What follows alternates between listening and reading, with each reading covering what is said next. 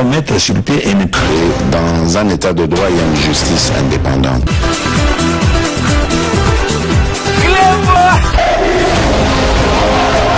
Ce n'est pas pour rien qu'il faut des conseils.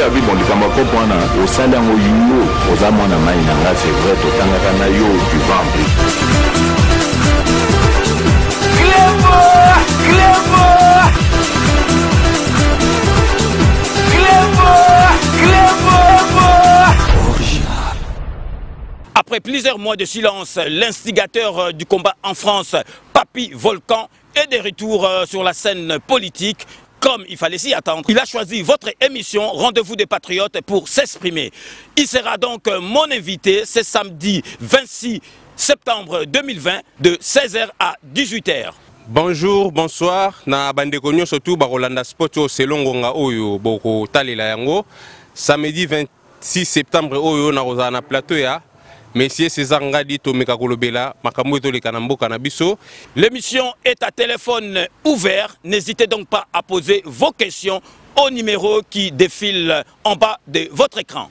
Et puis tout à l'heure qui te vandi bon sur vanda pe kimia donc ne toujours cautionner Makambo Toleka Namboka na to beno to vanda kimia te samedi oyo na va invité na plateau ya Monsieur César Ngadi. Papy Volcan, après plusieurs mois de silence, Papy Volcan a zongi na scène politique. Ndengi, il fallait kaka boboulé à ponir émission Nabino Rendez-vous des Patriotes. Donc, à cause de l'invité Nanga, il y a samedi oyo le 26 septembre 2020 de 16h à 18h. Samedi, bozala ebele, bobenga to solola to meka ko partager parce que to moniki mbutu comme ko kota na kati ya mboka.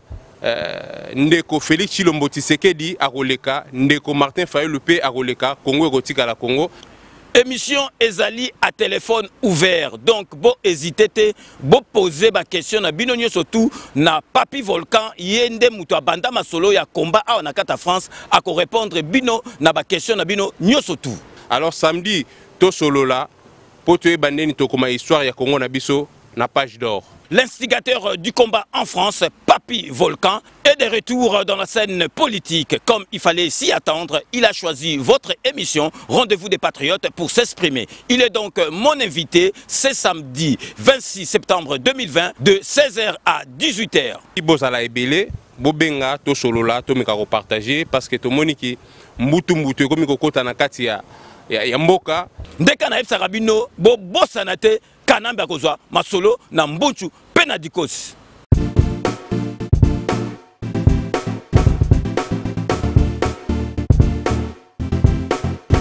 On doit mettre sur pied et dans un état de droit, il y a une justice indépendante.